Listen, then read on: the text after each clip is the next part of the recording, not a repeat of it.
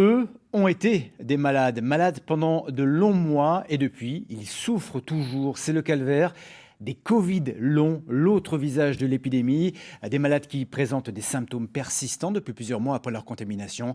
Aujourd'hui, ils luttent aussi pour être entendus et reconnus. C'est le dossier de ce journal, signé Odile Barthélémy, Stéphanie Malorand, Bernard Stemmer et Thierry Sitter.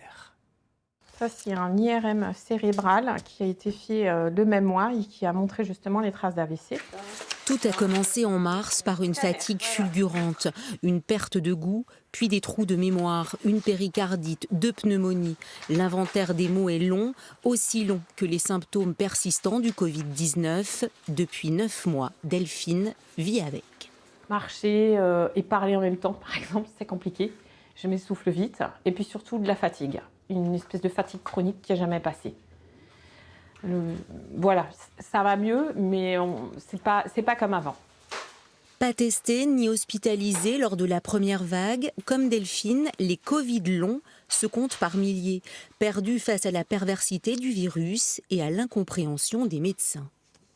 La plus grosse difficulté, ça a été cette errance médicale et des symptômes anarchiques. C'est-à-dire que ce n'était pas que cardio, que gastrique ou que au niveau des poumons, ça partait dans tous les sens.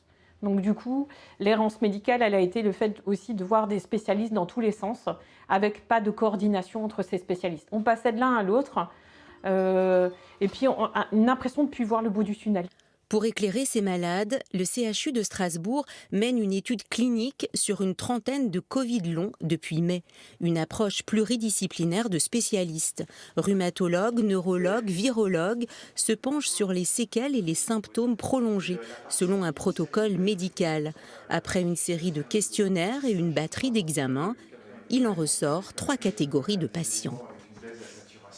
La première population, c'est des gens qui ont fait un vrai Covid, prouvé, avec le virus, vous savez, à la PCR, et qui ont développé une réponse immunitaire sur une agression virale et qui ont gardé des symptômes. Première population. La deuxième, on n'a pas la preuve de l'infection virale.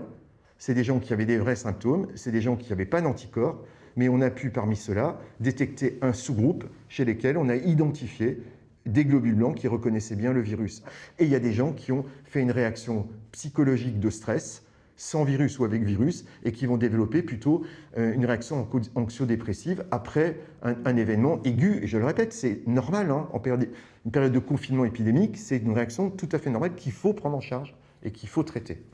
Des migraines et une fatigue récurrente handicapent le quotidien de Céline.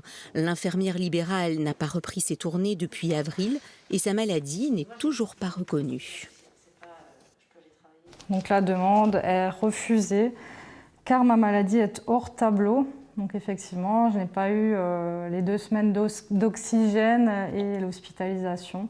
Un parcours du combattant que la soignante compte relayer sur Facebook en tant qu'administratrice du forum Covid-19, forme longue. L'objectif de ce groupe, c'est vraiment de se faire connaître, de faire du bruit, de faire remonter l'info au niveau gouvernemental pour qu'on puisse enfin reconnaître cette maladie. Voilà, et par la suite, bien sûr, avoir des traitements, des prises en charge appropriées. Et du côté de l'hémicycle, déjà 2 propositions de loi depuis juin. Celle du député belfortain Michel Zumkeller prévoit la création d'une plateforme de référencement des malades chroniques.